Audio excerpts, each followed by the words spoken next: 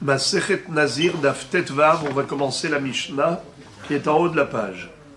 Hareni Nazir, Leksheyehil Ibn, fait Nazir Me'ayom. Si une personne s'est engagée à deux périodes de Nézirut, l'une qui était conditionnée par la naissance d'un bébé et l'autre qui était une Nézirut classique.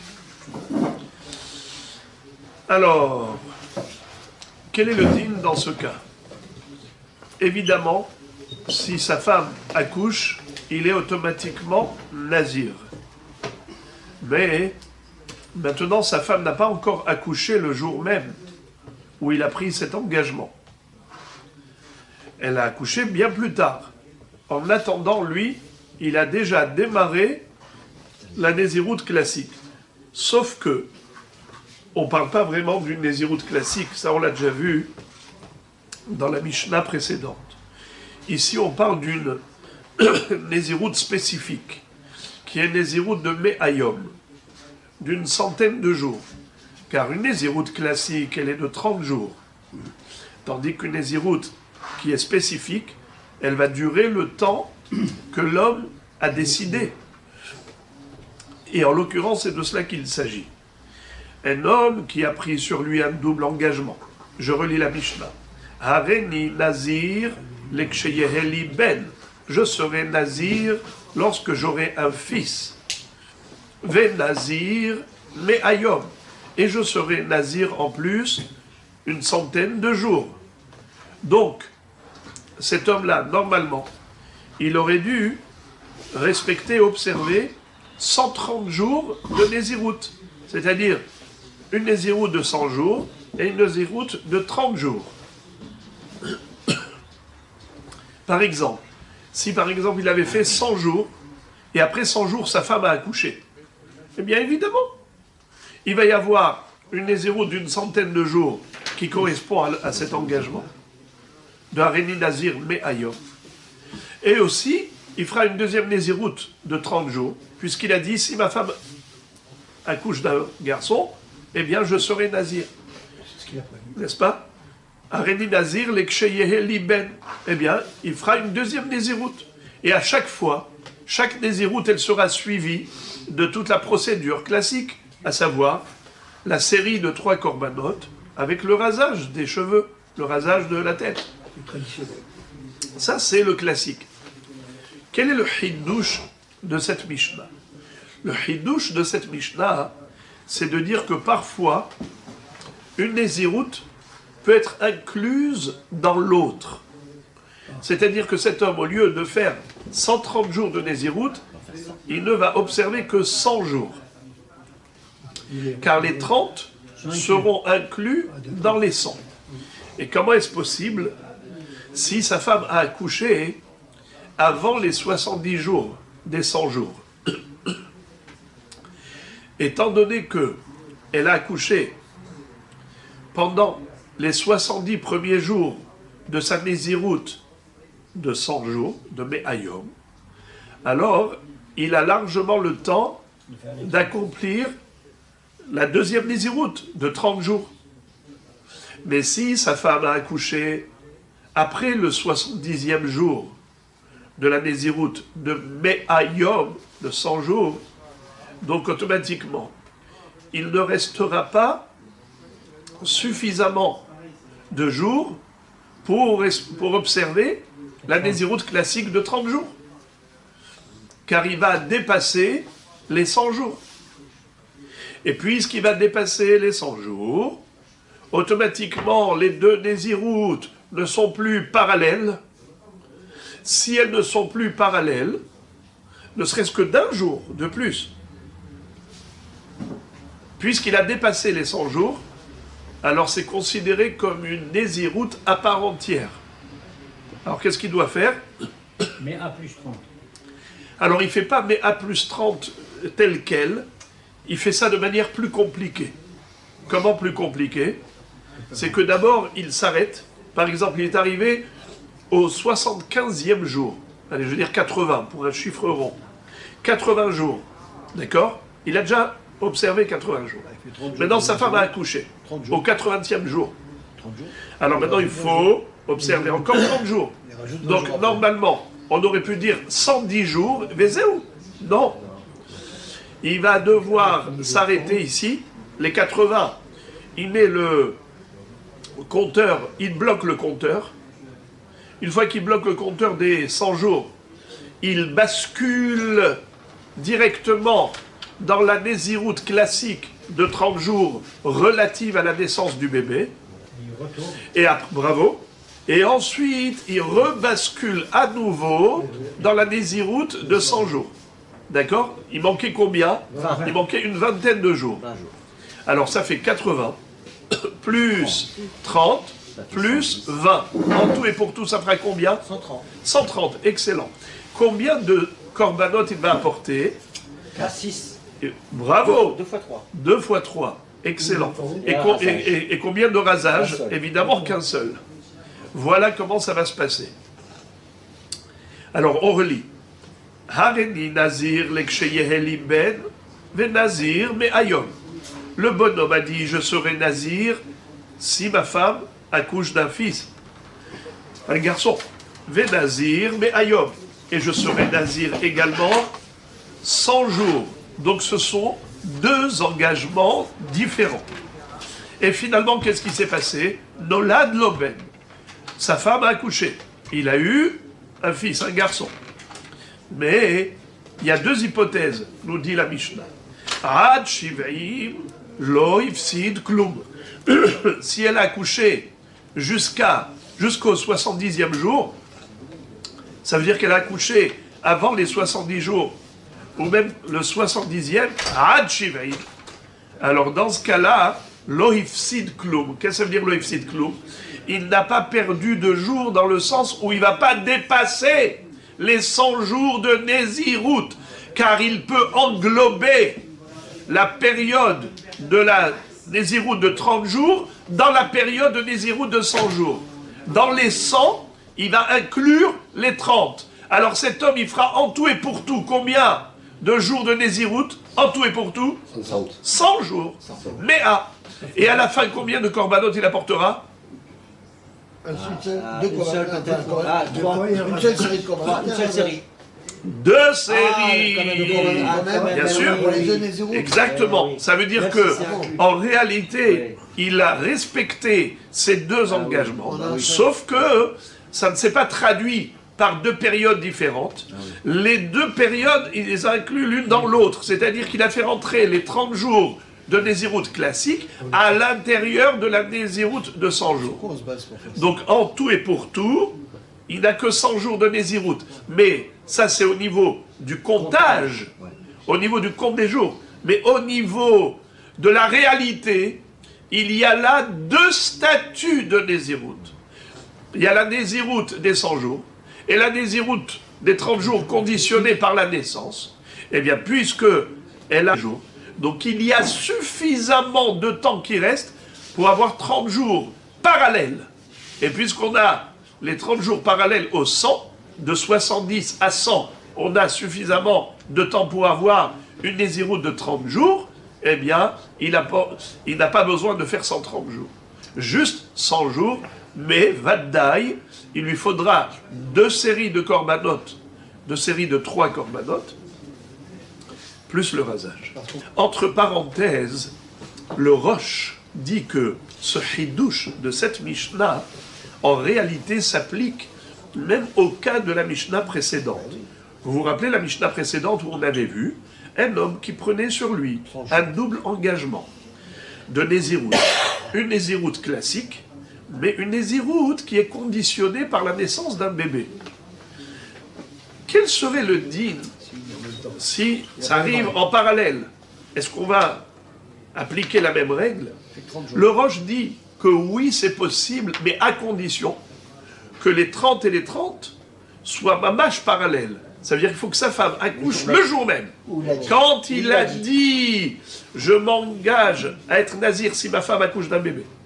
Et je serai aussi nazir tout simplement. Si sa femme elle a accouché le jour même, eh bien on aura 30 et 30 parallèles. Ça marche. En effet, dans ce cas-là, il n'aura pas besoin d'observer 60 jours, 30 et 30. Et pareillement, à la fin, qu'est-ce qu'il fera? Il apportera 2 séries de korbanot avec un seul rasage. Mais il y aura en réalité 2 en 1. C'est comme ils disent en Israël. Tu achètes un, tu en as un gratuit. D'accord. Tu as 2 en 1. 2 en 1. Mais à condition que ce soit totalement parallèle. Mais comme c'est peu probable que sa femme accouche le jour même de son double engagement, c'est ce qui fait que, par exemple, sa femme va accoucher le lendemain ou dans 2 jours. Donc, automatiquement, il y aura un décalage. À partir du moment où il y a un décalage, et ce n'est pas totalement parallèle, obligatoirement, il faudra observer 2 nézirouillotes totalement distinctes. Voilà pourquoi on a choisi dans cette Mishnah de parler de 100 jours. Une néziroute qui est conditionnée par la naissance du bébé. Une néziroute classique, mais qui va durer 100 jours. Là, il y a une forte probabilité que sa femme accouche durant la période de 100 jours. Et à ce moment-là, c'est possible qu'elle accouche soit avant le 70e jour, soit après le 70e jour. Qu'est-ce que ça change avant ou après 70? Eh bien, parce que si elle accouche avant les 70, alors les 30 jours de Néziroute qui étaient relatifs à la naissance du bébé ne vont pas dépasser la période de 100 jours. Par contre, si elle accouche après les 70, par exemple le 80e jour, il était en train de compter 100 jours, voilà que le 80e jour, elle a accouché. Alors, qu'est-ce qui va se passer? Ces 30 jours qui sont relatifs à la naissance du bébé, ça va obligatoirement dépasser la période de 100 jours. Car 80 plus 30 égale 110. Donc, il y a 10 jours d'écart. Donc là, à ce moment-là, il sera obligé de faire 100 jours et 30 jours. Mais seulement, il ne va pas continuer. Le comptage des 100 jours, ça aurait été très simple. On aurait pu ne pas faire compliqué. Pourquoi faire compliqué si on peut faire simple? On aurait pu dire, bon, t'as commencé, tes 80 jours, très bien, ta femme est accouchée aujourd'hui, rien ne change. Termine tes 100 jours, tu apportes des corbanotes, tu te rases, et tu recommences une nésiroute de 30 jours avec les corbanotes, et tu te rases une deuxième fois. Ça aurait pu être simple. Pourquoi c'est compliqué, les amis? Vous savez pourquoi c'est compliqué? C'est parce que ce monsieur, il a commencé son premier néder, son premier engagement, il était de nésiroute conditionnée. Et ensuite, la nésiroute simple. Il a dit comme ça. Hareni nazir imteled ishti ben. Mais hareni nazir me ayom. Comme il a commencé par dire, je serai nazir si ma femme accouche d'un garçon. Ça veut dire que de facto, il devient nazir. Si sa femme accouche, il n'a même pas besoin de prendre sur lui l'engagement. L'engagement est déjà pris. Il suffit juste qu'il y ait le facteur déclenchant. C'est quoi le facteur qui déclenche? C'est la naissance du bébé. Eh bien voilà, dès que le bébé est né, il devient nazir par rapport à ce bébé. Alors que la nésiroute de Hareni Nazir mais Ayom n'était pas conditionnée par un facteur. C'est la raison pour laquelle, tant que sa femme n'a pas accouché, alors il démarre la nésiroute de 100 jours, puisqu'elle n'a pas encore accouché, alors il peut déjà démarrer. Mais lorsqu'elle va accoucher, alors il va devenir nazir par rapport à l'accouchement. Automatiquement, ça met un break par rapport à l'autre nésiroute. La nésiroute de Me'ayom, il a compté 80 jours, stop. Maintenant tu passes à la nésiroute relative à l'accouchement. Alors il passe à l'autre nésiroute. Combien elle va durer? 30 jours. 30 jours. 110 jours. Non mais pour l'instant, il faudrait réfléchir. J'ai 80 jours, je mets, comment j'ai dit, le compteur, non pas à 0. Le compteur il s'arrête à 80. Je bloque le compteur.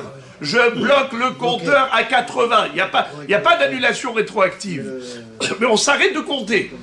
Ok? Mais c'est d'air, je mets de côté. Je bascule dans la nésiroute qui est relative à la naissance du bébé. Donc j'aurai 30 jours de nésiroute. Et après ça, qu'est-ce qu'il va falloir faire? Rebasculer à la Nézirut de 100 jours. Ce qui va faire encore 20 jours. Donc on aura 80, 30 et 20. Les 80 premiers et les 20 derniers, c'est une Nézirut de 100 jours, qui est une Nézirut classique. Et les 30 intermédiaires, c'est la Nézirut relative au bébé, qui était conditionnée par l'accouchement. Voilà pourquoi on a dû être sauter. Sauter, c'est-à-dire différemment de l'habitude, où le mot sauter, ça veut dire annuler. Et c'est pour cela d'ailleurs que vous aviez envie de dire il annule. Non, ici c'est exceptionnel. À chaque fois qu'on parle de sauter, c'est annuler tous les jours précédents. Sauf ici. C'est la seule fois où le mot sauter ne veut pas dire annuler le passé, c'est juste bloquer. Bloquer. On ne peut pas continuer le comptage de la Nézirut de Me'ayom. On bloque. Mais, Rabotai, il ne va pas se raser la tête, il ne va pas se raser les cheveux. Qu'est-ce qu'il va faire? Il va continuer comme si, concrètement, comme si c'était une Nézirut de 130 jours. Au niveau de la pratique, rien ne change. Il continue sa Nézirut pendant 130 jours. Et les 130 jours, ils sont constitués de 80, de 30 et de 20. Voilà. Mais à la fin, il apportera combien de korbanot? 6. 2 fois 3. 3 pour la Nézirut du bébé, 3 c'est la Nézirut. Et un seul rasage. Maintenant, juste, je souhaiterais revenir sur un détail. Si par contre, elle a accouché avant le 70e jour, alors quel sera le din, les frères et les amis? On incorpore Bravo, c'est incorporé. Ben oui. C'est-à-dire que la Nézirut relative à l'accouchement du bébé, c'est inclus à l'intérieur des cendres. Sauf que il y a un double statut pour cette même Nézirut. Quand on dit que c'est inclus, il y a quand même un double statut. La preuve, c'est qu'à la fin, on apporte 2 séries de korbanot. Vous posez une bonne question. Quel serait le din si la chronologie était inverse? C'est-à-dire que d'abord, il s'était engagé à être nazir pendant 100 jours, et ensuite à être nazir au cas où sa femme accoucherait d'un garçon. Eh bien, dans ce cas-là, quand il démarre les 100 jours, il n'a pas besoin de s'arrêter au milieu pour basculer de sa Nézirut personnelle à la Nézirut vis-à-vis de son épouse. Pourquoi? Car son engagement personnel a précédé l'engagement relatif à l'accouchement. Donc, quand est-ce que la Nézirut relative à l'accouchement prend le pas sur sa Nézirut personnelle? C'est lorsque cet engagement était préalable. Cet engagement avait précédé la Nézirut classique. Étant donné qu'il était prioritaire, il était le premier, donc il est prioritaire. Mais s'il n'est pas premier, il n'est pas prioritaire. Donc on fera 2 Néziruyot totalement distinctes. Il termine les 100 Bravo. jours. Il termine les 100 jours et il apporte des korbanot, il se rase la tête et il redémarre une nouvelle Nézirut de 30 jours et suivi des korbanot avec le rasage. Les Nézirut du Ben ne démarrent pas donc automatiquement dans Exactement. Ah ouais. Gemara. Amarav, Yom Shiv'im, Olé le Kan ou le Kan. Rav a chidouche phénoménal. Il nous enseigne que le 70e jour même, il a un double statut. Il est le 70e jour et il est le 71e jour. Comme si le 70e jour, il y avait 2 jours en lui. Pourquoi? Nous avons une règle, Miktsat Hayom Kekulo. Miktsat Hayom Kekulo. Pour avoir une idée, je vais anticiper par rapport à ce qu'on va voir plus tard. Imaginons par exemple quelqu'un qui était en deuil, Hashem Yatzilenu. Il était en deuil et donc il a commencé les Shivas. Les Shivas se sont terminés la veille de la fête de Pessah, ou veille de fête de Sukkot ou de Shavuot. Qu'est-ce qu'on dit? Que la fête, elle coupe, elle annule le deuil. Alors, quel est le din, par exemple, si le bonhomme avait fait un deuil et au milieu des Shivas, il y a la fête. La fête, qu'est-ce qu'elle fait? Elle annule les Shivas. Mais si la fête n'est pas tombée au milieu des Shiva, la fête est tombée le 7e jour du deuil. Qu'en sera-t-il pour les Shloshim? Si par exemple il avait déjà démarré les Shloshim, il est au 15e jour de deuil, et voilà que c'est Pessah, Shavuot, Sukkot. Quelle est la halakha? Comment les fêtes, on reprend après. Alors on sait très bien que la fête elle annule les Shloshim. Comme la fête elle annule les Shiva, elle annule aussi les Shloshim. Quel est le dîme? Si cet endeuillé là, il est arrivé au 7e jour, Bidiouk.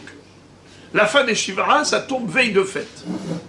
Depuis le matin, ça annule son deuil. Au plus sûr, on dit que le jour. Quand est-ce qu'il a terminé son deuil? Le matin des Shiva.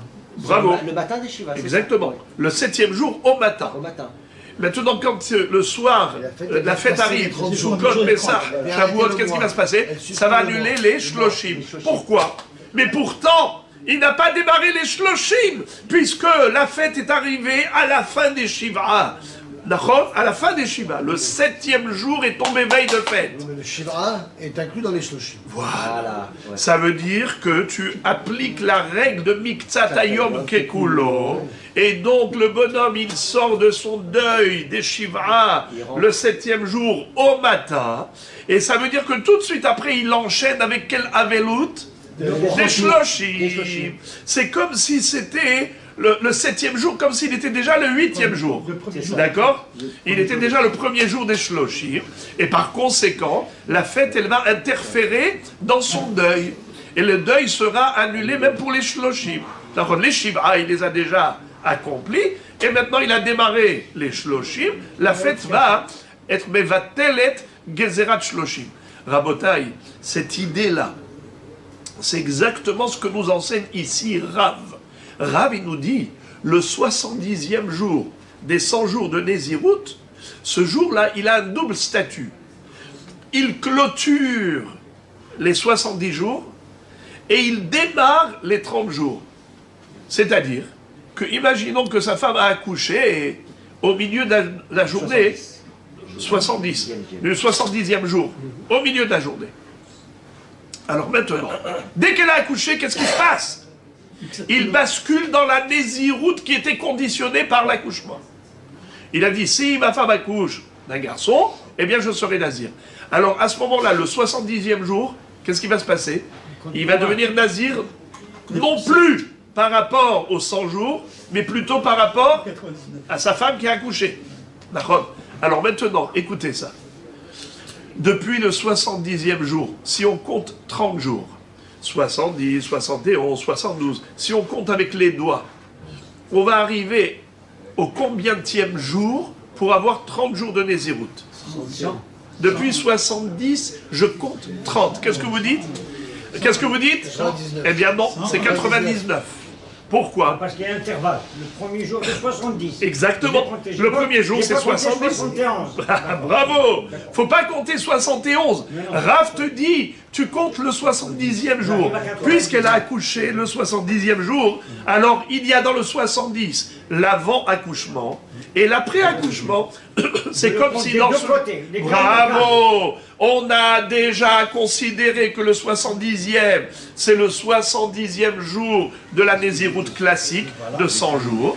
Mais il y a aussi dans le 70e, puisqu'elle a accouché ce jour même, bravo, déjà le premier jour relatif à la Nézirut du bébé, relatif au bébé. Alors maintenant, si je dis que le 70, c'est le premier jour, automatiquement, quand est-ce qu'il s'est clôturé? Quand est-ce que s'est clôturé la Nézirut par rapport au bébé? 99e jour. Très bien. Alors dans ce cas-là, quand est-ce qu'il pourra apporter les corbanotes et se raser la tête? Le lendemain, le 100e jour. Mahon, le 100e jour. Alors la Gemara maintenant va poser une question à Rav, va dire, ah bon? Regarde. Amar Rav Yom Shiv'im, Olé, Lekan ou Lekan. Le 70e jour, il compte pour la Nézirut des 100 jours et pour la Nézirut comme premier jour de la Nézirut du bébé. Bah, Pitom, là, il contredit la Mishnah. Tenaan, on a appris dans notre Mishnah, Noladlo, Ad Shiv'im, Lo Ifsid Klum. Si le bébé est né avant les 70 jours, il n'a rien perdu. Qu'est-ce que ça veut dire, il n'a rien perdu? Ça veut dire qu'il va pouvoir avoir compté juste 100 jours de Nézirut, et ce sera considéré comme 130. Pourquoi? Étant donné que les 30 sont inclus dans les 100, et ils sont parallèles, alors l'oifsid, qu'est-ce que ça veut dire l'oifsid? Il n'a pas perdu 30 jours. Étant donné que ces 30 jours, ils sont parallèles aux 100 jours, ils sont inclus et englobés dans les 100 jours. D'accord? La Gemara dit, Ve'isal ka'adatar, olé le kan ou le kan, itgure midgar. Question sur Rav, objection adressée à Rav. Comment tu peux dire que le 70e jour, il a un double statut? Si c'était vrai, pourquoi la Mishnah a dit l'oifsid? Si elle a accouché jusqu'à 70, l'oifsid. Mais d'après toi, pas seulement que l'oifsid, idgur et midgar. En araméen, agra, c'est une récompense, c'est un salaire. Mais ce monsieur, il n'est pas seulement qu'il n'est pas perdant, mais il est gagnant. Pourquoi? Parce que non seulement qu'il ne va faire que 100 jours, mais il fera que 99. Le 99 jours, il aura gagné même un jour carrément. Car normalement, si les deux Nézirut étaient bien distinctes, qu'est-ce qu'il aurait fallu faire? 100 jours et 30 jours. D'accord? Et quand est-ce qu'on apporte les corbanotes quand on fait une Nézirut de 100 jours? Dites-le moi. Répondez par un chiffre. Lorsque je fais une Nézirut de 100 jours, je dis voilà. Ani mekabel alay, Nézirut me ayom. Quand est-ce que je dois apporter mes corbanotes et le rasage? Bravo. Le 101e jour. Il faut d'abord compléter les 100 jours et le lendemain j'apporte des corbanotes et je me rase. Alors pourquoi est-ce qu'ici il apporte le 100e? C'est bizarre. Eh bien là on te dit comme ça, qu'on lui a fait une koula. On lui a fait un cadeau, une fleur. On lui a fait gagner un jour. Pourquoi? Étant donné que la Nézirut relative au bébé se termine le 99e jour, puisque Rav, qu'est-ce qu'il nous a dit? 100 jours, pardon, 70, relais les can ou le can. Donc le 70, c'est déjà le premier jour des 30 jours relatifs au bébé. Alors, je compte 70 jusqu'à 99, ça me fait combien de jours? 30 jours. 30.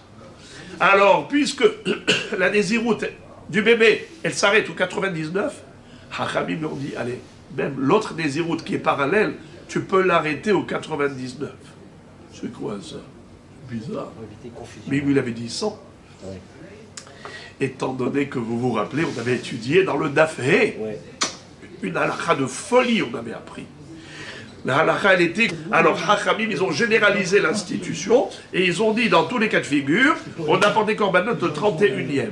Mais dans l'absolu, on aurait pu apporter les corbanotes le jour de la clôture.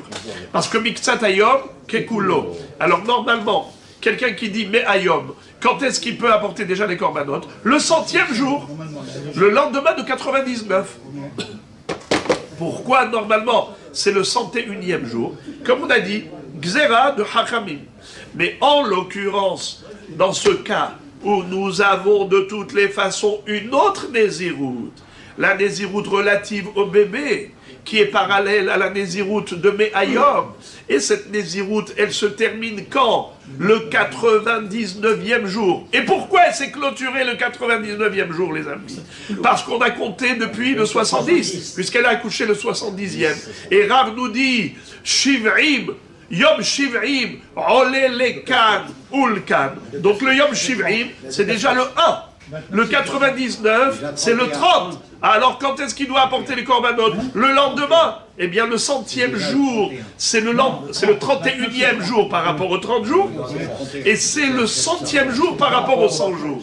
Alors on dit, puisque c'est le 31e par rapport aux 30, et il peut apporter les corbanotes, alors on lui dit, tu peux apporter les corbanotes, bien que par rapport à l'autre Nézirut, 100 jours, normalement on aurait fait la Xéra pour l'apporter le 101e, on te dit tu peux l'apporter le 100e jour. C'est une exception alors. C'est une exception, bravo. Parce que on ne va pas être mahmir sur lui. Non, on a c'est ça. On a plus peur de se tromper. On a plus peur de se tromper. Alors les frères et les amis, tout ça, c'est bien beau, c'est une introduction pour comprendre Akouchia d'Agmara sur Rav. L'Agmara dit dans ce cas-là, si c'est ça le heshbon, le bonhomme, le nazir, il a gagné un jour. Car s'il avait pris sur lui un engagement que de 100 jours, on lui aurait dit apporte les corbanotes le 101e jour. Et maintenant qu'il a un double engagement, 100 jours, et aussi les 30 jours par rapport au bébé, tu lui dis non seulement que tu ne fais pas 130, tu vas faire que 100 jours, d'accord, parce qu'ils sont parallèles, mais en plus, tu vas faire un jour de mois, 99 jours de Nézirut au lieu de 100 jours. Basé. Alors dans ce cas-là, ça s'appelle Idgouré Midgar. What is it, Idgouré Midgar? Il a gagné. Il est gagnant. La racine de Idgar, c'est Agra. Les Foum Tsahara, Agra. Alors la Kushia sur Rav, elle est comme ça. Comment tu peux dire que Yom Shiv'im, Olelekan Ulkan, si c'était vrai, alors la Mishnah n'aurait pas employé le Lachon, Loifsid, il n'a rien perdu. Elle aurait dû dire plutôt, Irviah, il a gagné un jour, selon toi. La Gemara répond, si vous me permettez, le mot est là, si je peux me permettre, il faut le mettre en parenthèse. Parce que le mot est là n'est pas nécessaire pour continuer la réponse d'Agmara. Comme s'il est écrit comme ça. Bedin hu, delo litne, ad shiv'in lo ifsid. Ou mishum de katane sefa, ahar shiv'in soter, katane recha lo ifsid. Qu'est-ce que ça veut dire? En réalité, la Mishnah, elle n'aurait pas dû dire lo ifsid, il n'a pas perdu. Elle aurait dû dire il a gagné. Seulement, comme dans la Sefa, on emploie le verbe soter, qui veut dire ifsid, il a perdu 30 jours. Vous vous rappelez dans quel cas? Si par exemple sa femme elle a accouché le 80e jour. Alors on avait dit qu'étant donné que ce n'est pas parallèle, qu'est-ce qu'il va falloir faire? Il va falloir bloquer le comptage des 100 jours, basculer à la Nézirut de 30 jours, et après reprendre les 20 jours qui manquent pour arriver à 100, ça fera 130 jours. Ifsid, il a perdu 30 jours en quelque sorte. Dans quel cas il ne les a pas perdus les 30 jours, que s'ils étaient parallèles. Par contre qu'elle a accouché avant les 70. Étant donné que dans la Sefa, on a dit soter, c'est-à-dire Ifsid, alors c'est pour cela que c'est la raison pour laquelle dans la Recha on a dit loifsid. Loifsid, pour que ce soit symétrique. Que le verbe qu'on emploie dans la Recha, c'est le même langage qu'on a employé dans la Sefa. Parce que vous le savez qu'à l'époque, les Mishnayot, on les apprenait par cœur et on ne voulait pas compliquer. Alors on employait les shonot dans la Recha et la Sefa. Mais dans l'absolu, en effet, Hirviah, on aurait dû écrire plutôt, pas seulement loifsid, Hirviah Yom Echad. Ok. Alors maintenant la Gemara dit, ok, Rav a bien tiré son épingle du jeu par rapport à cette question, mais j'ai une autre question. Tashma, mi sefa, nolad ahar shiv'in, soter. Je comprends pas. La Mishnah nous a dit que quand est-ce que cet homme-là, il va devoir bloquer le comptage des... J'ai donné un exemple, je reprends mon exemple, d'accord? La femme, elle a accouché après les 70 jours. Exemple, le 80e jour. D'accord?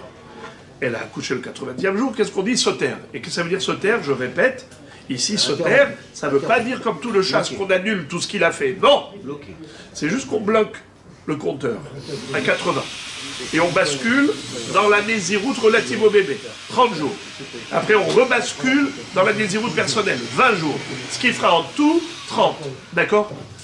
L'Ichora, a priori, d'après ce qu'a dit Rav, il y a quelque chose ici qui n'est pas précis.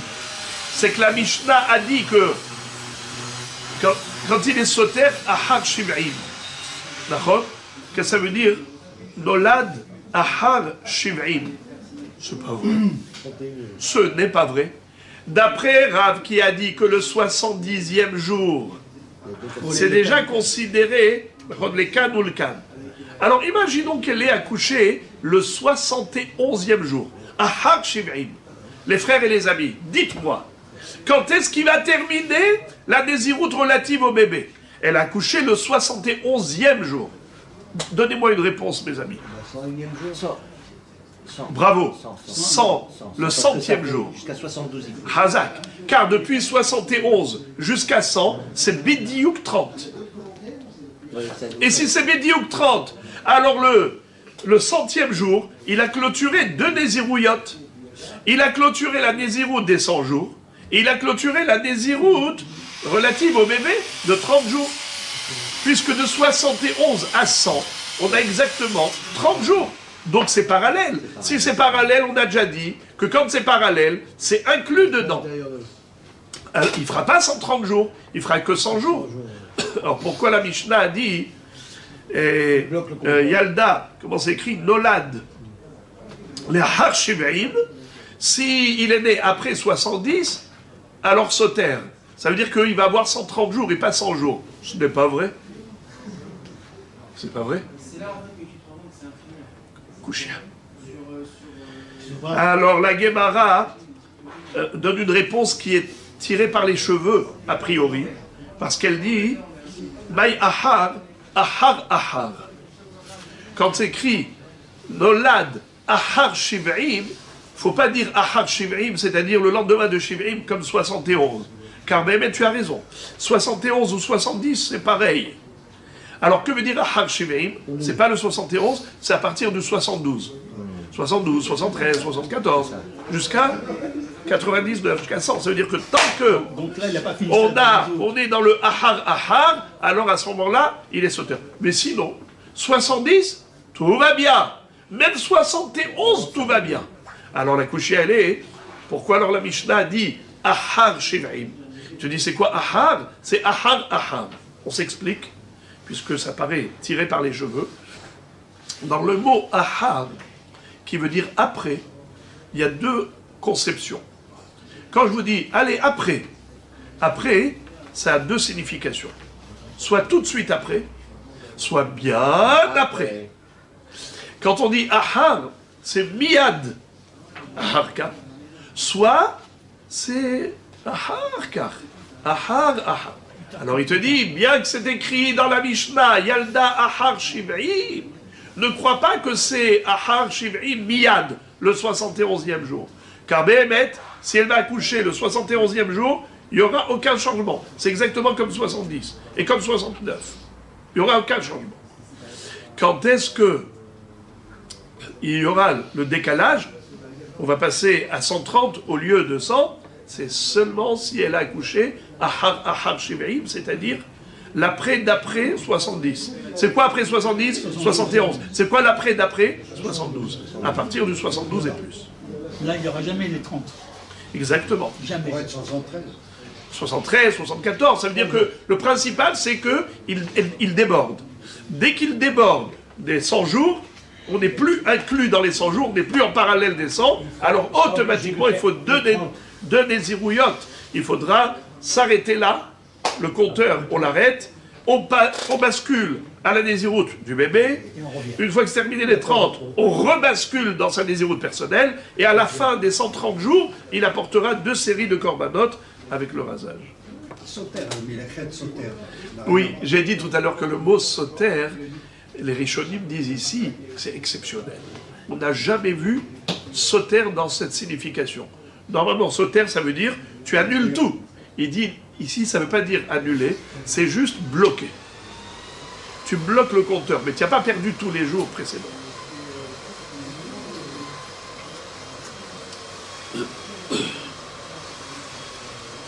La Gemara dit, cette réponse ne me plaît pas. Pourquoi? Aval ahar mamash mai achinami de l'osatar.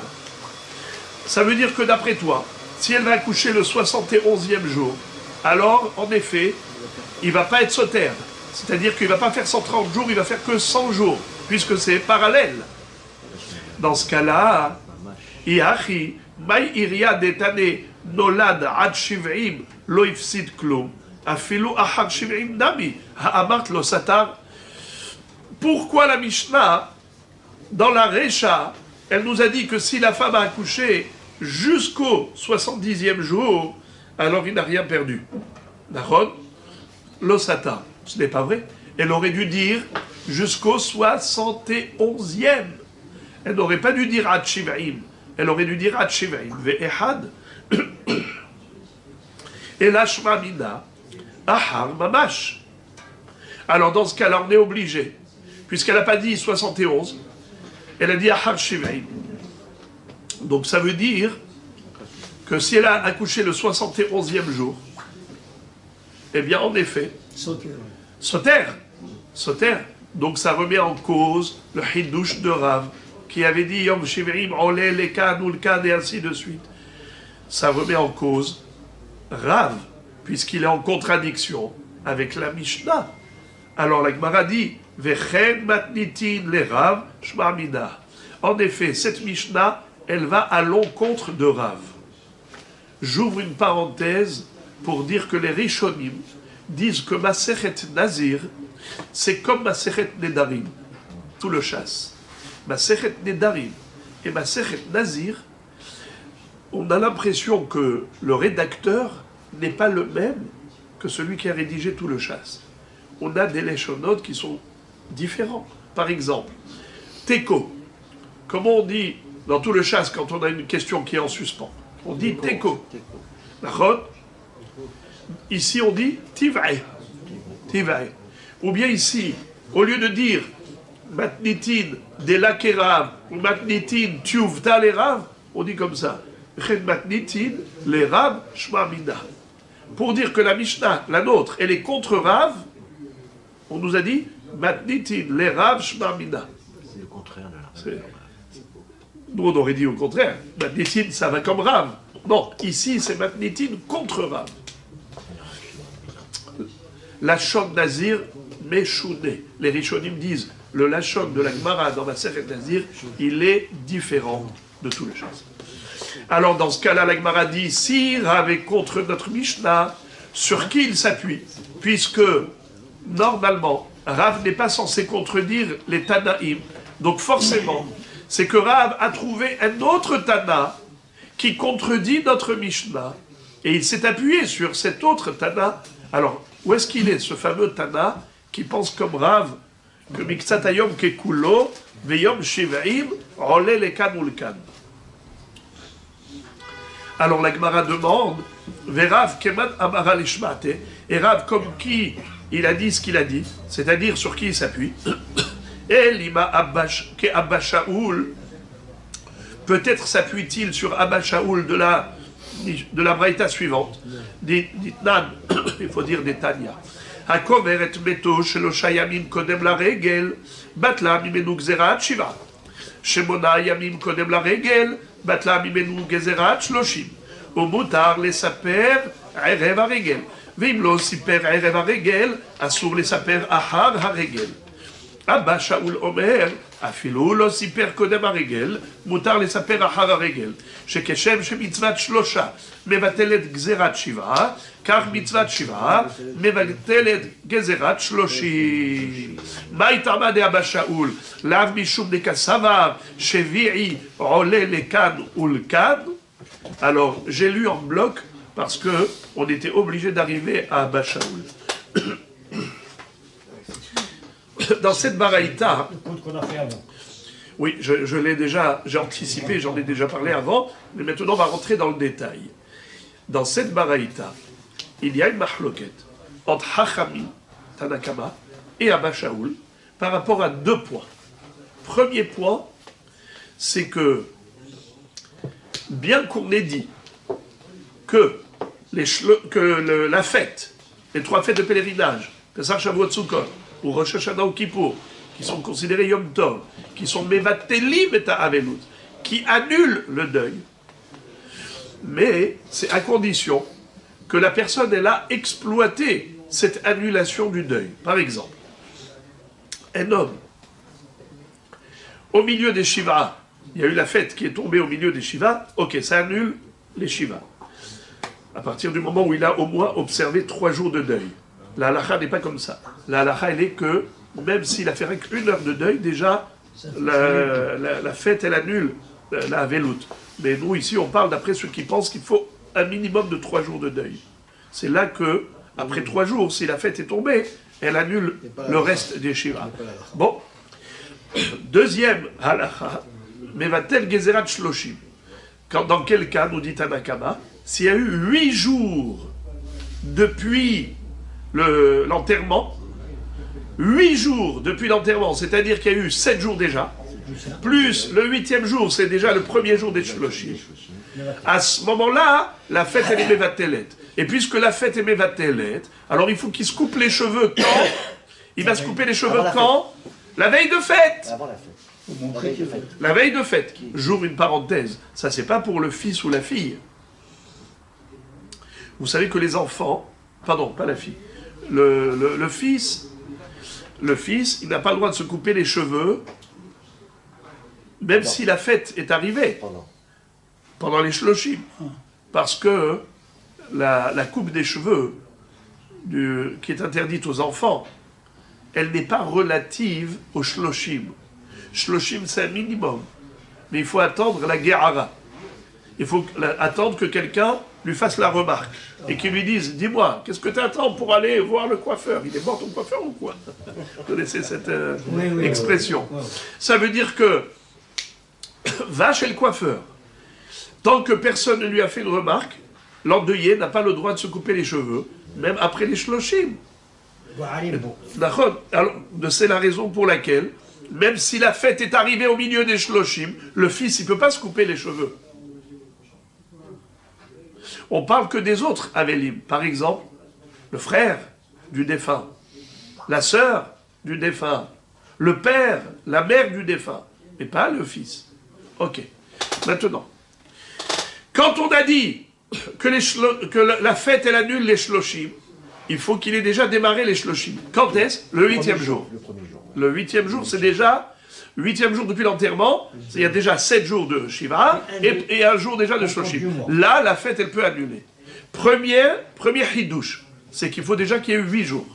Deuxième hidouche, quand est-ce que, en effet, il aura le droit de se couper les cheveux? C'est que la veille de fête, en l'honneur de la fête. Mais si ce monsieur n'a pas tenu compte du kavod de la fête, et il ne s'est pas coupé les cheveux le 8e jour du deuil, et bien après la fête, il ne pourra pas se couper les cheveux jusqu'après les shloshim. Ça, c'est les deux hidushim de Tanakama. Abba Shaul n'est pas d'accord avec Tanakama sur ces 2 points. Premièrement, il dit, ce n'est pas vrai. Ce n'est pas le 8e jour, c'est le 7e jour. Parce que le 7e jour, olé les kan.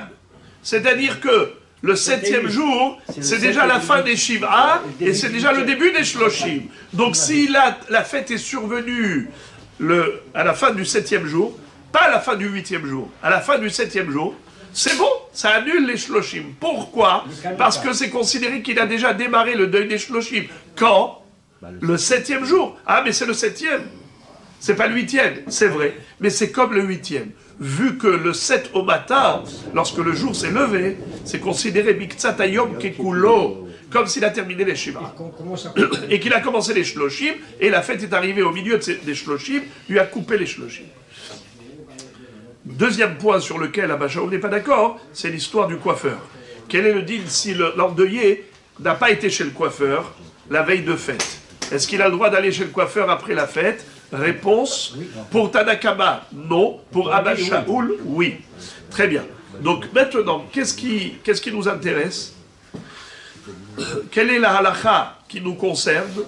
C'est ce qu'a dit Abba Shaul, que si le 7e jour, la fête est arrivée à l'issue de 7 jours, alors la fête, elle annule Gzerat Shloshim.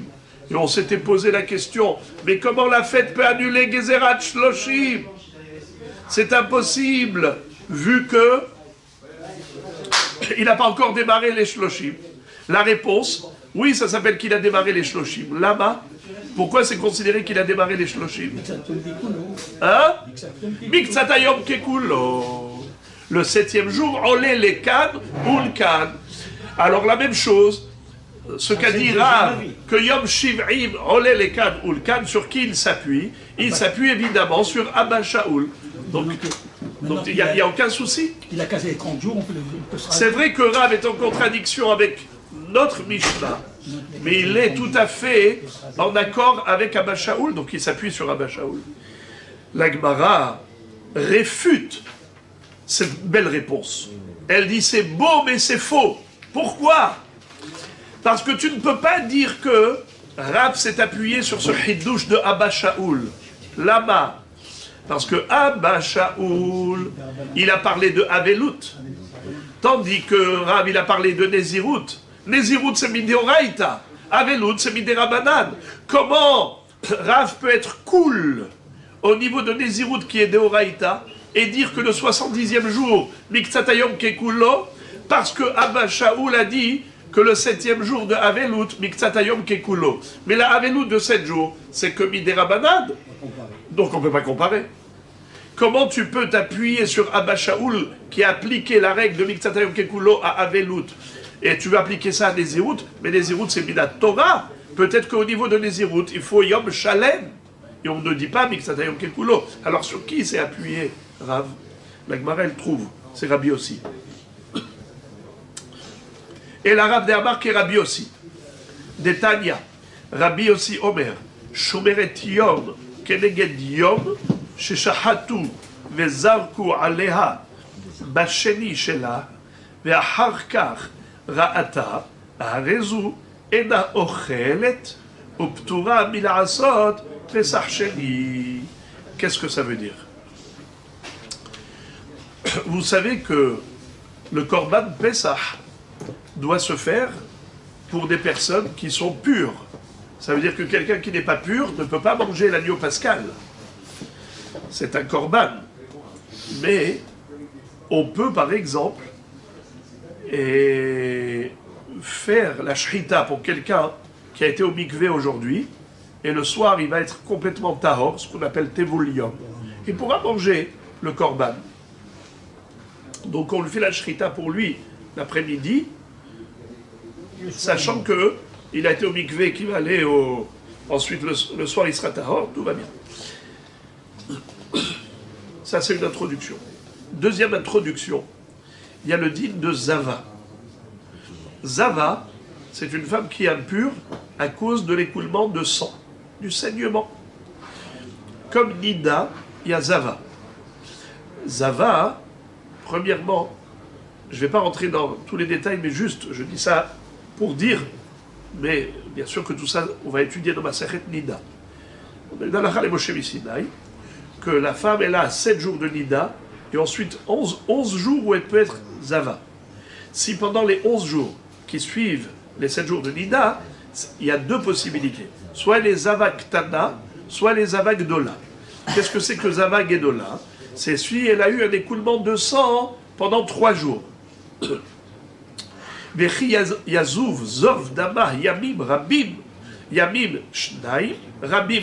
Eh bien là, il faut Shiv'a Nekiyim. Pour se purifier, il faut qu'elle l'observe 7 jours de propreté. Comme on sait, Shiv'a Nekiyim, la femme, elle doit faire la médica tous les jours pour être sûre qu'elle n'a pas eu de rechute, qu'elle n'a pas eu de nouveau saignement. Et à l'issue des Shiv'a Nekiyim, elle ira au mikvé. Ça, c'est pour Zava Gedola. Qu'en est-il de Zava Ktana? Et c'est quoi Zava Ktana? C'est une Shomeretium Kenegedium. C'est une femme qui a eu un écoulement de sang, soit 1 jour, soit 2 jours. Non, pas 3 jours d'affilée.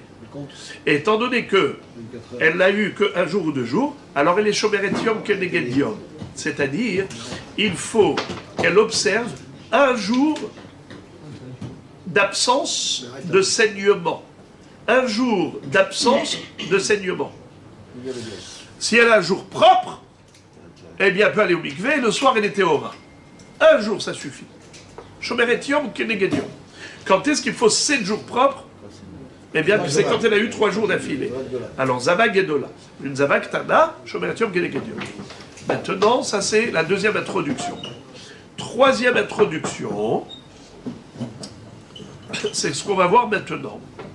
C'est que si le jour du Korban Pesach est arrivé quand elle était Shomeretium Kenegedium, ça veut dire le jour de propreté. 1 ou 2.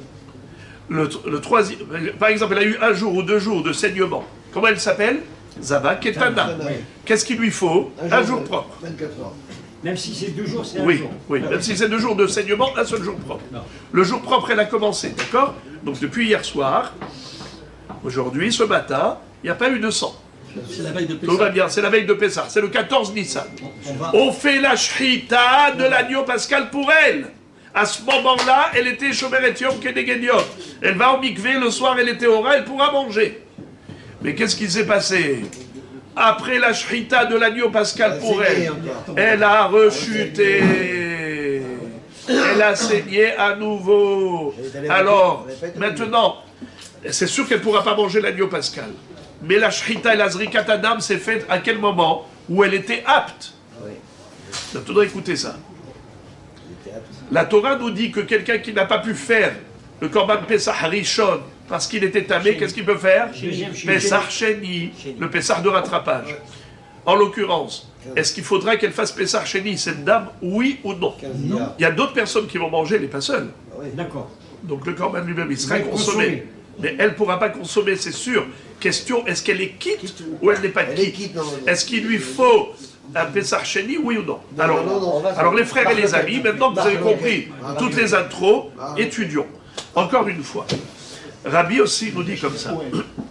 Tania, Rabbi aussi Omer, Shomeret Yom Keneged Yom.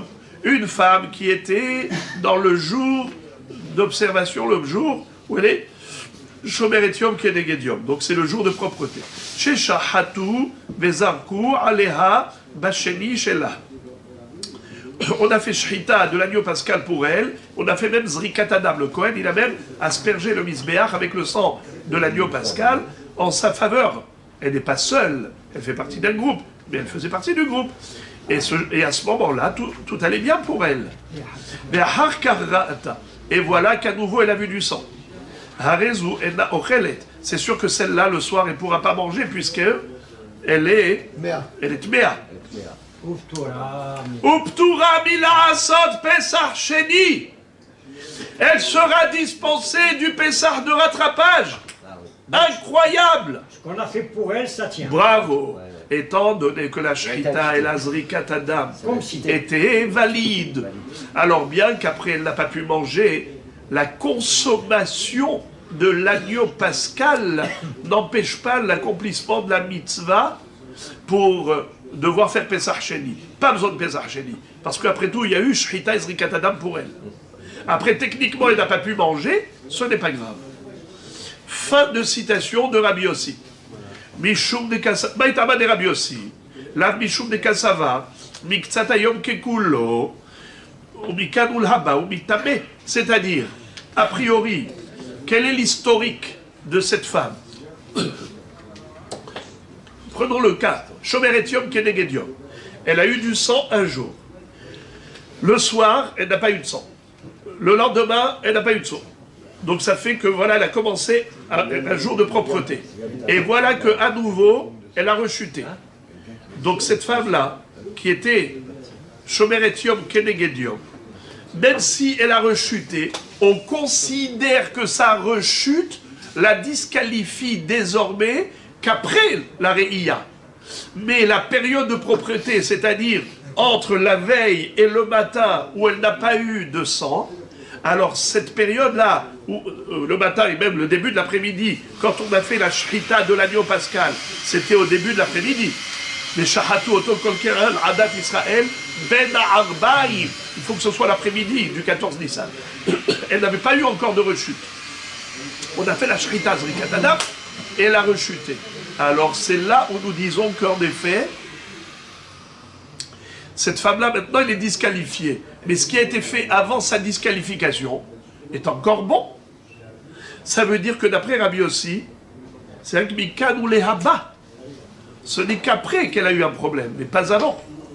Ça veut dire que la nuit et le matin, Miktsatayom, Kekulo, qu'elle était comme si c'était un jour de propreté. D'accord? Alors maintenant... Elle n'a pas fait tout, Lyon.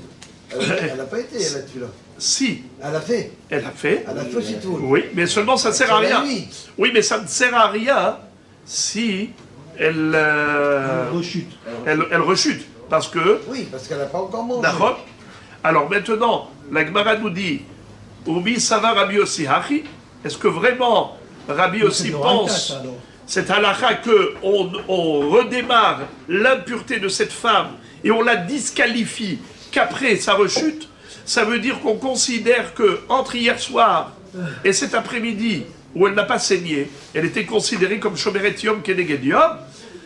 Dans ce cas-là, Rabbi Yossi, il se retrouve en contradiction avec lui-même. Omi Sava Rabbi Yossi Hachi Ve'atania Rabbi Yossi Omer Zav Baal Shetere Iyot Sheshahatu Vezarku Alav Bat Shevi'i Vechen Shomeret Yom Keneged Yom Sheshahatu Vezarku Alea ואחר כך ראו, אף על פי שמטמאין משכב ומושב למפרע, פטורין מלעשות פסח שני. Qu'est-ce que ça veut dire? Là, il introduit même le Zachar. Ici, il y a quelque chose d'incompréhensible. Rabbi Yossi, il dit a priori une chose et son contraire. Il dit que, vous savez qu'est-ce que c'est qu'un zav? Un zav, par rapport à la zava. La zava, c'est un écoulement de sang. On a dit 1 jour, 2 jours, elle les avaktana. 3 jours de saignement d'affilée, elle les avakdola. Maintenant, qu'est-ce que c'est qu'un zav? C'est quelqu'un qui a eu un écoulement de gonorrhée. En français, ça s'appelle un écoulement de gonorrhée. C'est quoi ça? C'est une maladie. C'est pas une éjaculation normale. C'est quelqu'un qui a une maladie et il a un épanchement. Ça coule, mais c'est pas c'est pas yorekahet, c'est pas comme une flèche, ça coule tout seul, et c'est une substance qui est épaisse, comme de la farine, comme de l'eau farineuse. Eh bien, Bekitsour, celui-là, il est tamé. S'il a eu un écoulement un jour, il a eu un seul écoulement, pas un jour. Un seul écoulement, il est tamé combien de temps? 1 jour, comme Baal Keri. S'il a eu 2 écoulements, il est tamé combien de jours? 7 jours. 7 jours, ça s'appelle Zav Hamour. Et s'il a eu 3 écoulements, alors dans ce cas-là, pas seulement il est Zav Hamour pendant 7 jours, il doit apporter les korbanot le 8e jour. Le 8e jour, il doit apporter korban.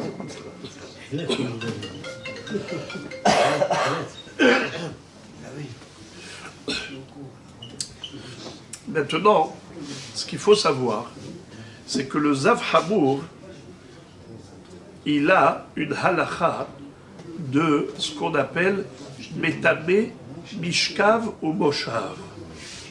La Torah dit que un Moshav, c'est-à-dire un siège, ou un Mishkav, un couchage, ou un Merkav, une monture, une calèche qui sert de monture, si le Zav s'assoit dessus, eh bien, dans ce cas-là, il est métamé, pas seulement le siège, le merkab, le moshav, mais tout ce qu'il y a en dessous, tout ce qui est dorès, tout ce qui l'écrase, c'est tamé.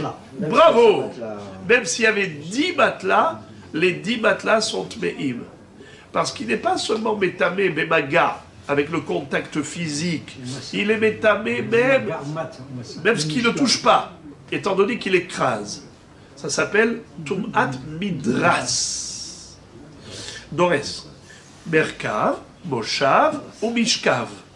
Donc le Mishkav, le Moshav et le Merkav du Zav, Tme'im Tum'at Midras. Vous savez quel est le statut de Tum'at Midras? Eh bien, c'est Tamé Shiv'at Yamim, ça devient Avatum'a. Celui qui va toucher le Merkav, le Mishkav ou le Moshav, il va devenir Tamé, même avec les Bgadim. C'est-à-dire, eux, ils sont Avatum'a. Lui, il va être Rishon de la Tum'a. Mais pas seulement, même ces Begadim, ils vont être Tme'im. Les Tamé Adam, les Tamé Begadim chez Alav. Tellement la Tum'a du Mishkav, du Zav et des Hamoura, c'est qu'elle transforme le Merkav et le Mishkav et le Moshav en Avatum'a, pas en Rishon de la Tum'a. D'habitude, un Tamé, il touche. Un Avatum'a, il touche, il le rend Rishon, il le rend jamais Av. Ça, il le rend Av. Il est pur que le Tum'at ou quoi? Ouais, à ce niveau-là, oui. À ce niveau-là, oui. Maintenant, qu'est-ce qu'on est en train de nous dire? Mais pour cela, il fallait qu'il y ait 3 réillons d'affilée. Oui. Si maintenant, il y avait un jour, il commençait, par exemple, il a eu une rilla un jour. Combien de temps il est tamé? Juste un jour. Ouais. Après ça, 2-7 jours. c'est bon. Le lendemain, c'est-à-dire il va au mikvé, tout va bien. Et voilà que Aouda, le lendemain, il a une deuxième rilla. Alors du coup, il bascule de Zav, qui est considéré comme Balkiri, tamé un jour, il bascule au Zav Hamour, qui est 7 jours. Vous savez qu'est-ce que dit Rabbi aussi? S'il s'est assis le matin sur un siège, Mishkav, Moshav, Merkav, Metamé Otam Tumat Midras, les Mafreya. Qu'est-ce que ça veut dire les Mafreya? Rétroactivement. Base rétroactivement. Mais à ce moment-là, il n'avait eu qu'une seule Reya. Comment il peut être Metamé? Ah, ça veut dire que Rabbi aussi, il met le trait d'union entre la première Reya du premier jour et la deuxième Reya du deuxième jour, comme si ça s'est passé en même temps, et par conséquent, il est métamé rétroactivement Tum'at Midras les Mafreya. La Gemara dit, alors comment se fait-il que Rabbi aussi ait dit qu'on peut faire la shrita du Korban Pesach avec Zrikat Adam pour le Zav, pour la Zava et pour le Zav, qui sont Shomeret Yom Keneged Yom. Mazé, mais si tu dis que c'est rétroactif, ça veut dire qu'ils étaient tamés. S'ils étaient tamés rétroactivement, comment la Shrita et la Zrikat Adam peuvent être valides? Question bombe, atomique. Et comment il est acquitté du Korban? Médiocre. Pourquoi tu dis qu'il n'est pas tour de Korban Pessah Sheni? Mais il est obligé de faire Pessah de rattrapage a priori. Si on le ramène à la femme. D'accord. Regardez la réponse. Baile Mafreya Midera Banan. Une belle réponse. Du miel. La Gemara dit, Behemet, la rétroactivité n'existe pas. Minatora. Ce qu'a dit Rabbi aussi, c'est rien qu'une Gzera des Rabbanan. Alors dans ce cas-là, puisque c'est juste une Gzera des Rabbanan, alors il n'y a pas de problème. Elle n'a pas besoin de Pesach Sheni, vu que Minatora, il n'y a pas le statut de Tmea à ce moment-là, c'est-à-dire quand elle est Shomeret Yom Keneged Yom, et elle aurait pu manger le soir, on ne va pas dire que c'est rétroactif. Quand est-ce que elle est devenue Tmea qu'après la rechute, mais pas au moment de la Shrita et de la Zrikat Adam. Ah, qui est-ce qui a dit que Becholzot, elle est Metama rétroactivement, le Mishkav et Moshav? C'est que les Hachamim, c'est que Midera Banan, ce qu'a dit Rabbi aussi. D'ailleurs, Achinami Mistabra, la Gemara dit, c'est logique de dire que c'est que Midera Banan, et Minatora, il n'y a pas de rétroactivité. Des Is al-Kadatach, Mideoraita, si tu dis que le Zav et Zava, qui ont rechuté, ils sont Metamim les Mafreya, Minatora, Amay Peturim il a Asot Pesach Sheni. Comment Rabbi aussi aurait pu dire qu'ils sont dispensés du Pesach Sheni, de rattrapage? Mais s'ils étaient Tmeim Mamash, Midoraita, donc ils auraient dû faire Pesach Sheni. Réponse, les Olam Imalach, Tum'a Deoraita.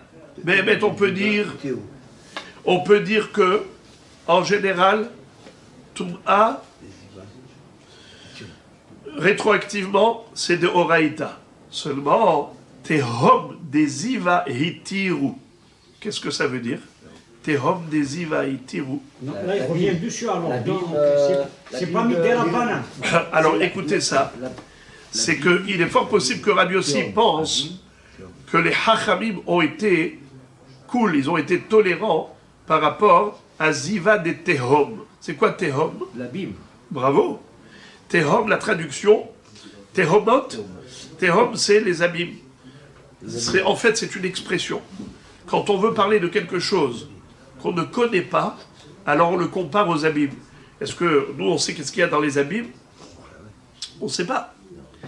Eh bien, la même chose, toute chose qu'on ne connaît pas, dont on n'a pas connaissance, on l'appelle dans le langage des Hachamim, on l'appelle Tehom. Par exemple, on connaît cette notion de kever à tehom. Un kever dont on ne sait pas où est-ce qu'il est. C'est un langage employé par les hachamim. Ici, on parle de ziva des tehom. Le ziva, l'écoulement de sang de l'homme ou de la femme, mais des abîmes. Qu'est-ce que ça veut dire des abîmes? Ça veut dire dont il n'était pas au courant. Ça veut dire qu'il y avait eu la ziva, mais il n'était pas au courant. Alors dans ce cas-là, on nous dit comme ça. Pourquoi est-ce que il est tamé les Mafreya? Parce que oui, Midin Torah, la Re'ia qui arrive en tant que rechute, ça annule les Mafreya, tout ce qu'on a compté en tant que propreté. Ça y est, on voit qu'il n'y a pas de propreté, donc ça annule rétroactivement. Alors comment ça se fait qu'ils sont Pturim ila Asot Pesach Sheni? Ça c'est une koula de Hachamim, qui ont dit que, comme ils n'étaient pas au courant, Tehom Neziva et Tiru. Puisque au moment où ils ont fait la shrita et ainsi de suite, elle n'était pas du tout au courant, eh bien, Hachamim, ils ont fait cette koula. Ce n'est pas sorti. Elle était. Elle était, mais elle n'était pas au courant. Et la Gemara enfonce le clou. Et elle dit, Ve'af Rabbi Oshaya Savar, les Mafreya Miderabanan. Les Be'emet, Rabbi Oshaya, lui, il dit que, d'après Rabbi aussi, il n'y a pas de rétroactivité pour la Toum'a. La femme ou l'homme qui est Esav ou Zava, qui ont commencé à observer une période de propreté, même si par la suite ils ont eu une rechute, cette rechute elle est entamée que Mikan ou les Habba, pas les Mafreya, que dorénavant, mais pas rétroactivement. Tout est bon. Ouais, Détania, Rabbi Oshaya Omer, comme dit Rabbi Oshaya, Haro Ezov, Basheviri Shelo, Soter et Shelefanav. Un Zav qui avait déjà eu 2 Re'iyot. Et voilà que le 7e jour, il devait respecter 7 jours, c'est-à-dire observer 7 jours de propreté. Et voilà que le 7e jour, pac, incident, arrive l'accident. Alors Soter est chez les Fanav. Il annule tous les 7 jours, il doit recompter à nouveau 7 jours de propreté. Ve'amar les Rabbi Yochanan lui a dit à Rabbi Oshaya, L'onistor et la yomo. Pourquoi est-ce que tu dis qu'il doit annuler les 7 jours? Il n'a qu'à annuler un seul jour, le jour où il a eu cette rechute, eh bien, il annule juste ce jour. La Gemara pose la question sur Rabbi Yochanan, c'est quoi cette histoire-là? Manafshar, de 2 choses l'une. Isatar, koulé ou satar, mais il satar, l'onistor, mais yomo. C'est quoi cette histoire-là? Comment Rabbi Yochanan il peut poser une question aussi bizarre? De dire que le Zav qui a attendu 7 jours et il a rechuté le 7e jour, tu dis quoi? Annule juste un jour, mais pas les 7 jours. Pourquoi il pose cette question? Mais si la Torah exige 7 jours de propreté et il y a eu une rechute, alors les 7 jours sont tombés à l'eau. C'est normal qu'il faille recommencer 7 jours. C'est quoi cette question? Et là, ima, l'onistor velo yomo. C'est-à-dire qu'il ne devrait pas annuler même pas le 7e jour. Pourquoi? Même le jour. Pourquoi? Étant donné que Miktsatayom Kekulo et le 7e jour, ça s'appelle déjà 7 jours. Alors on devrait considérer la nouvelle Re'iyah comme une Re'iyah isolée. Je m'explique. Quelqu'un qui a eu une seule Re'iyah, qu'est-ce qu'il s'appelle? Zav. Mais Zav, bravo, Zav Katan, Zav Kal, excellent. Un seul jour. Baal Keri, c'est un seul jour. Ici, c'est vrai que ce monsieur, il avait eu déjà 2 ou 3 Re'iyot, mais il est déjà arrivé au 7e jour. 7 jours, au lever du jour, ça fait 7.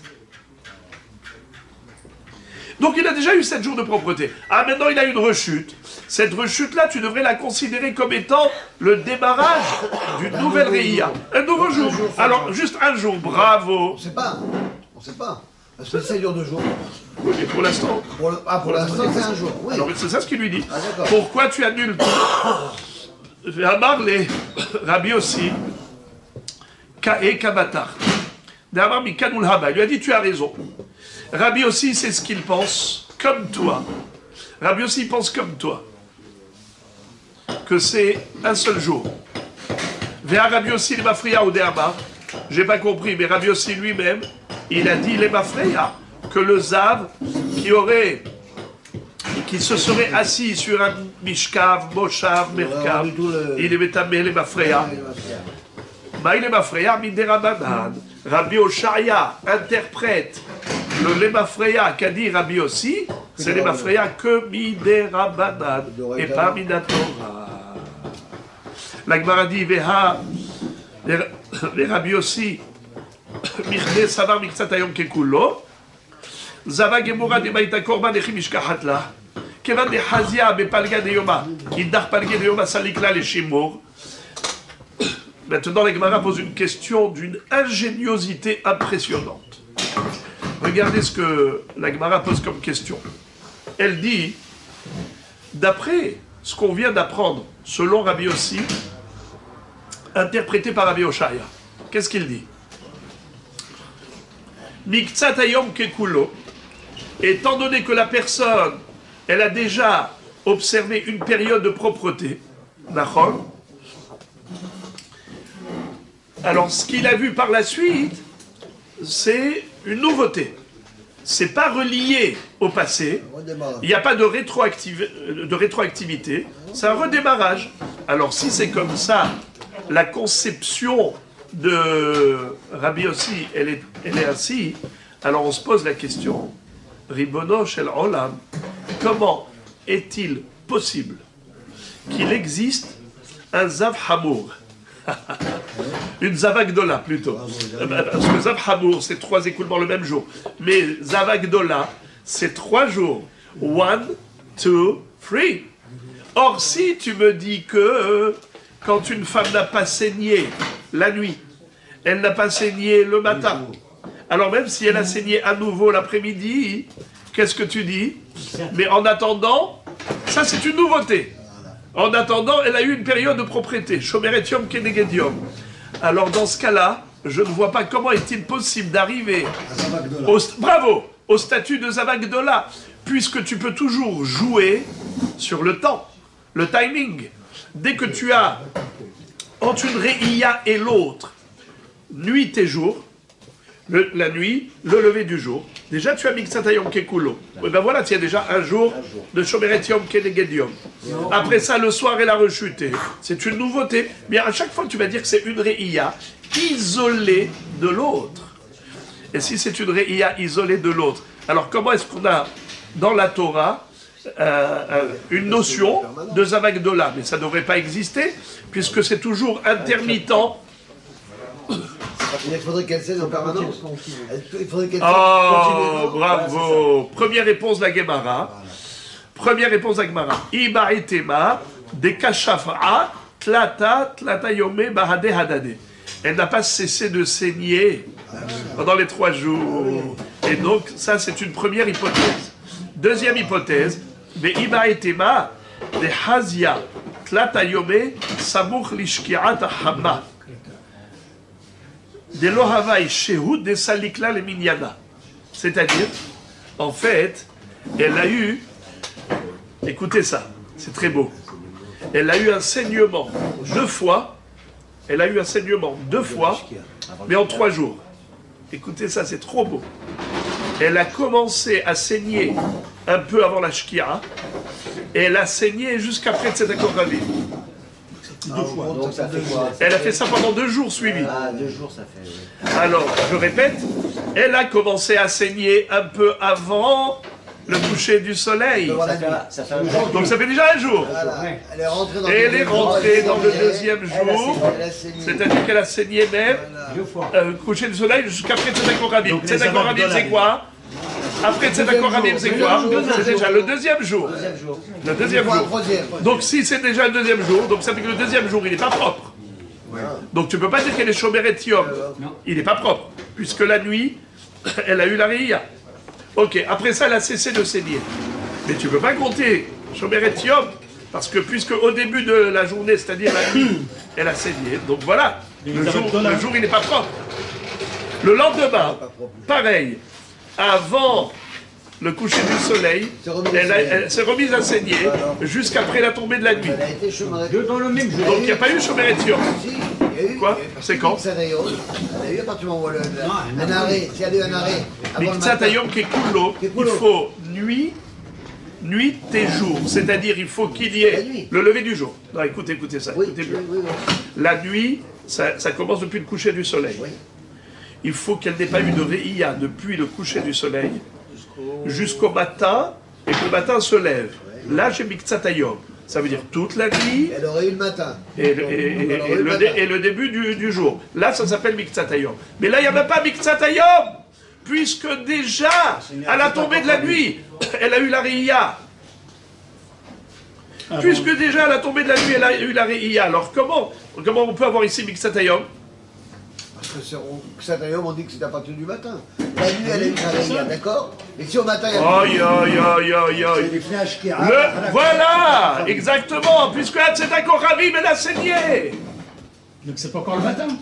Donc ça fait deux C'est fois pas la encore le même chose. matin, bah oui, c'est génial. Donc ça veut dire qu'on ne peut pas dire que Miktsatayom, il était Tahor, elle était sans enseignement. Elle n'était pas Shomeret-Yom, puisque C'est-à-dire que Miktsatayom, c'est pas la journée claire, c'est pas le clair du jour. Miktsatayom, C'est à partir de la c'est quoi nuit. Yom? Vaï Erev, Vaï Boker Yom Echad. Il faut 24 heures, nuit et jour. Alors pour dire Miktsatayom, ça veut dire toute la nuit et le début du jour. Or cela, je ne l'ai pas. En l'occurrence, il n'y a pas ça. Puisqu'elle a eu la Réia depuis avant le coucher du soleil jusqu'après Tzedek Koravim. Donc déjà, elle a entaché le premier jour. Et le deuxième. Et le deuxième, puisque le deuxième, il ne peut pas être considéré comme étant Miktsatayom, vu que... Avant. C'est la nuit. Exactement. Et le lendemain, idem, pareil. Donc ça fait qu'elle a eu 3 jours d'affilée. Voilà la Zavagdola. C'est comme ça que la Gemara dit, comment tu peux trouver Zavagdola d'après Rabbi Yossi? C'est qu'il n'y a pas eu un jour d'interruption des Miktsato. Il n'y a pas eu nuit et jour sans Réia. Soit 3 jours d'affilée, elle saigne sans arrêt, soit elle a eu 2 saignements, mais qui ont été juste au moment où on chevauche. Ça s'appelle qu'on chevauche sur 2 jours. Donc chevauche premier, deuxième, chevauche deuxième, troisième, donc ça fait 1, 2, 3. Voilà comment... Et une journée pleine. 2 demi-journées, une journée pleine. Comme ça dit le Hibaïtima des Haziat Latayome, Samurishki Atahama, des Lohava Ishut, des Salikle, les Minyana, Hadran Allah, Hareni Nazir.